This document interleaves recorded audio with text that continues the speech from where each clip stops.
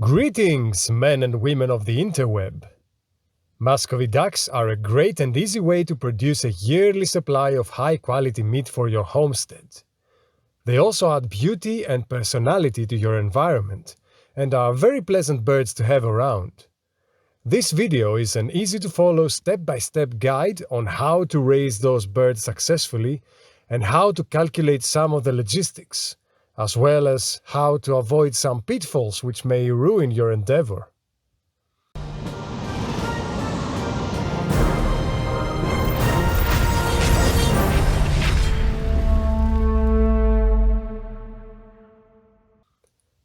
The first thing you will need to determine is how much Muscovy meat you will need in a year.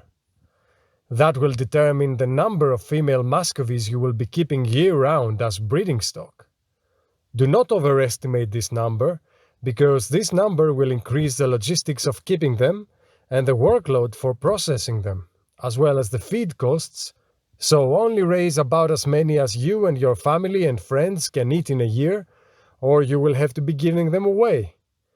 You might be able to sell a few to other people, either butchered or live, so there is some leeway there. Just as a general rule for responsible raising, try to aim for a realistic number. Expect one Muscovy duck to be able to produce about 60 ducklings in the course of a year. Also, one drake can reliably fertilize up to 5 ducks. So from 1 to 5 ducks you will need 1 drake, from 6 to 10 you will need 2 drakes, and so on. The simplest way to start is by purchasing one single couple of young ducks. It is the way I started and the way most people start.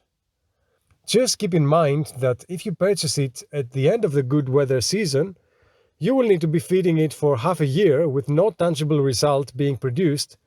Basically, you will have 2 winged freeloaders for half a year, and you don't want that. I mean, if you don't have another option, you'll take it, but if possible, try to get the breeding pair right before spring. This breeding pair will produce around 60 birds in the following way. In the beginning of spring, as soon as the weather mellows, the duck will start laying about an egg per day for about 15 days, or a little more. When this egg clutch is created, she will stop laying and start sitting on them, so that the incubation process starts for all of them at the same time, which means that they will all hatch together. She will sit on the eggs for 35 days, at which point the eggs will hatch, and she will then take a break for a few days, and then start this process all over again. This will happen about 4 times, hence the 60 eggs per year. A feed with enough protein and calcium, especially during this period, is critical for this whole process to work without issues. So from the last batch of this year, and I say the last so that you minimize the cost for keeping a breeding stock until the next one, since older and larger ducks eat significantly more, you will keep the number of ducks you will need as breeding stock for the next year. For instance, from my original couple, I kept 5 female ducks and 1 drake, because I think I can handle processing 300 ducks for next year, which is what I'm going to get. If I couldn't, I would still keep a drake, obviously, but fewer ducks. Don't worry about inbreeding, it doesn't really matter with ducks. Just try to choose the bigger and healthier birds, and choosing a variety of colors is not a bad idea either. Apart from the ducks you'll choose to keep, and you should make sure that those are the biggest and healthier looking ones, you will need to butcher all the other ones once they reach the 7th week of their life. That's the point when they start eating really a lot and their growth slows down, so it's not worth it to feed them further than that. After butchering them, put them in large plastic freezer bags and throw them into the chest freezer. When you want to eat one, remove it from the previous evening so you can cook it the next day.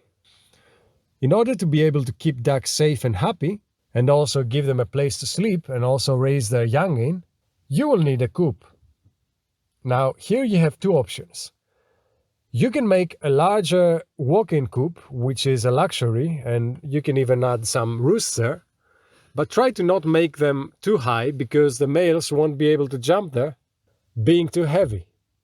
But a cheaper and easier option is to make an ark coop. The ducks won't like it as much as the walk-in coop. You won't like it as much either because access to the coop will be more difficult. But it is a much cheaper and easier to build option, and it's also portable. The other thing that you will need is a fence. The purpose of the fence will be double: to keep your birds in and to keep land-based predators out. The method I'm describing in this video generally is the free-range method. I wouldn't raise them in a confined space, as they need the sun and the grass to be fully nutritious and healthy as food. Muscovy ducks fly very high, so if you want them to not be able to escape, you need the fence to be 2.5 meters tall. They will not challenge the fence physically, so even a chicken wire fence will be enough to keep them in. But it might not be enough to keep certain predators out, so some type of chain link fence will be ideal. Even though ducks will not dig to escape, some predators will dig underneath the fence to get in. So if possible, you should have a concrete footing underneath your fence. If that's too expensive or just not possible for whatever reason, some concrete pavers across the full length of the fence will do the trick as well. Preferably you want the pavers on the outside, but they will probably work on the inside too, just not as well. A determined predator might still manage to bypass them if they are on the outside. Most predators you'll have to deal with are nocturnal, so if you lock up your ducks at night in their coop, they should be safe. Just make sure predators cannot dig their way into the coop. Again, concrete pavers are probably the cheapest and safest solution for that. Just place them continuously all around your coop. Aerial predators are not likely to attack Muscovy ducks, as they are very big birds themselves, so you'll probably be alright with that, except for crows, which are super annoying and will single-handedly ruin your operation if you don't do something about them. So what crows will do, being the little thieves they are, is that they will crack open your duck eggs inside the coop and suck them empty. Now, if you live in a country with reasonable laws, you are probably allowed to shoot the little buggers with a pellet gun.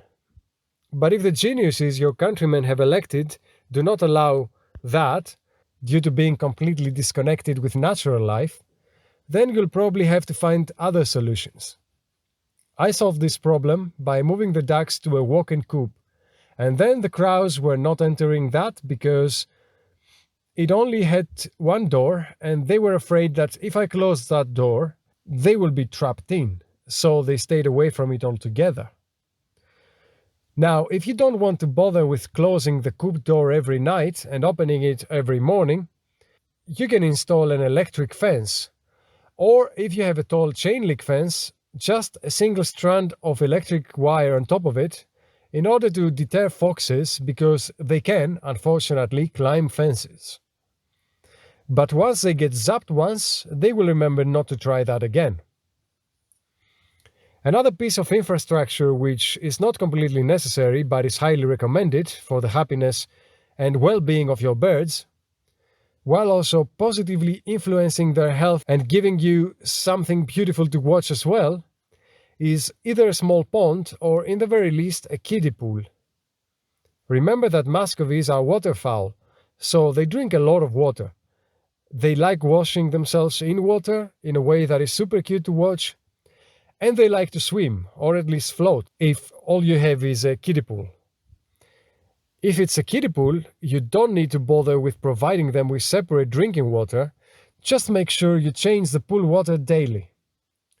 One good trick is to dig a small hole in the ground next to where you have the kiddie pool and plant a tree there, and when you empty the pool every day, you also water and fertilize the tree at the same time, so the water is used twice. Just a tip. Alternatively, you just create a pond and just make sure it keeps having water inside and the ducks will take care of the rest. Muscovies eat a lot, so be prepared to feed them a lot. Remember that them having access to grass to graze will reduce their feed consumption and also enrich their meat with more nutrients. So, overall, that's a great strategy. An easy way to feed them without overfeeding them or underfeeding them is to measure the food they eat until noon and keep giving them that, slowly increasing it. If you see leftover food in the evening, next day give them less. If they eat it immediately and don't have any left for the rest of the day, give them more. The feed should be around 20% protein in content, but avoid if possible soy as a source of the protein. Also, make sure that any of its ingredients are non-GMO.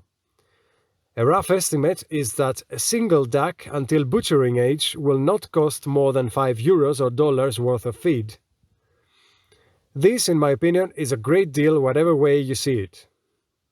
All the input you will need to give your Muscovies is some feed, some water, and some grass to graze. And in exchange, you'll get some very pretty and lovely birds to keep around, and ultimately, some of the tastiest meals for a ridiculously low price. It takes very, very little work, but the result is definitely worth it.